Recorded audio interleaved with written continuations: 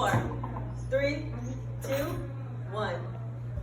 How you doing today, class? This is Simeon Sproul here, class 100. Today we'll be bringing to you the awesome, the fireman, the one and only, the man with the plan, Simeon Moreno, for our instruction today. Take over, Charles Bob. God damn it, we gonna do some dope shit today. All right. Oh, my bad. Okay. All right, so here we got the, hey. All right.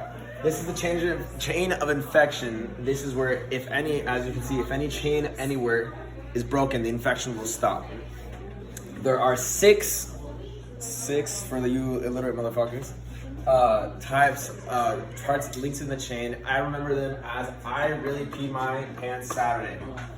Infectious agent, reservoir, portal of exit, mode of transmission, portal of entry, and susceptible host. Or this, if you can't remember that or how to say it, the sucker who gets it. Mode of transmission can be 4 different ways. You've got direct or indirect. The ISO for that is just gowns and gloves. Vector transmission, that's where like you get bitten by a flea or a dog or something like that, or like a parasite. Droplets are characterized by it's any kind of like airborne substance that is larger than 5 micrometers in size. The ISO for that are gowns, masks, eyewear, surgical cap, shoe covers, and gloves. For airbornes, the criteria for that are airborne or droplets within the air that are smaller than 5 micrometers in size. And the only way to protect against that will be an exam mask or an N95. Other than that, that's pretty much it. The best for portal of entry, the most effective barrier towards infection is intact skin. And the best way to rid yourself of infection is washing your hands and washing my hands. There are 5 different types of infectious agents: viruses, bacteria, protozoa, fungi, and helminthes. I don't know how to say that, but the mnemonic device that I like to use is vipers bite people hiking in forests. So viruses, bacteria, protozoa, fungi, helminthes, and fungi. Kind of shifting gears, switch back, Fast and Furious style. Over here, my bad. Switch back in gears, we're back in second. We have 2 types of medical asepsis. This is basically how to clean the room for any type of infections, to rid the room of infections. Number 1 is medical asepsis. This is AKA the clean technique. This is just to stop the spread of germs and microorganisms. You are not, however, this is not sterile. So you couldn't perform surgery in this. This is like when you go to the doctor's office and it's just like a clean environment. You know everything's clean because they wipe that shit down all day. Surgical asepsis would be where they eliminate all microorganisms and the spores. If you're going to the operating room, that would be something that would be surgical asepsis, because they need that shit to be crystal clear clean. Like you need to be able to eat off that shit.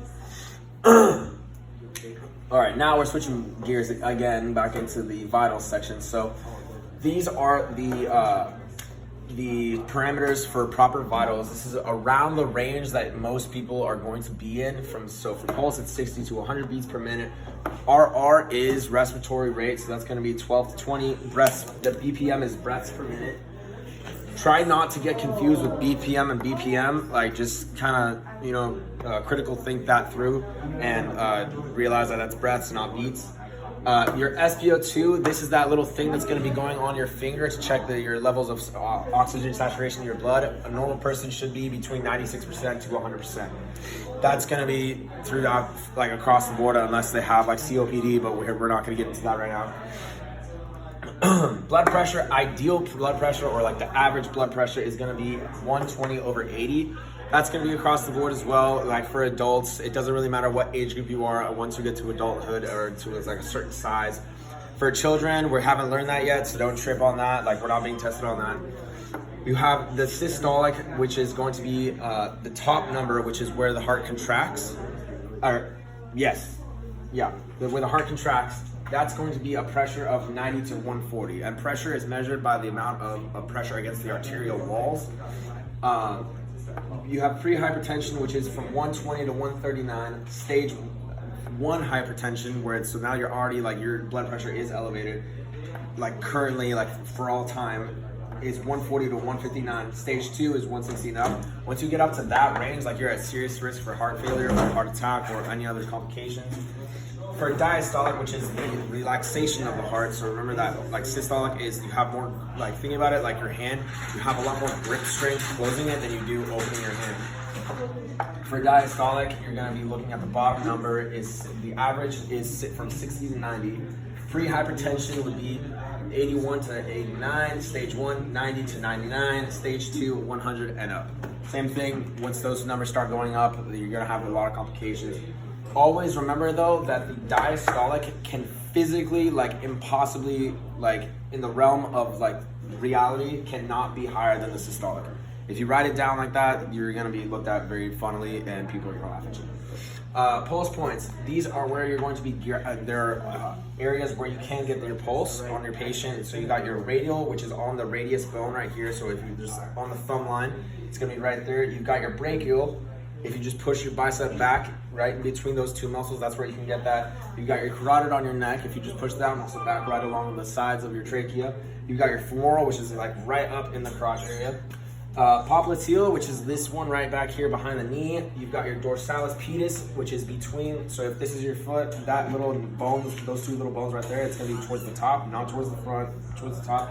And the posterior tibial is going to be on the medial side of your ankle, right back here. And there you go.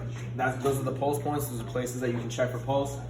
So the equipment that you're going to use for vitals up here is going to be, you've got 5 different sets of vitals. You've got temperature, your SpO2, your blood pressure, your pulse, and your respiratory rate.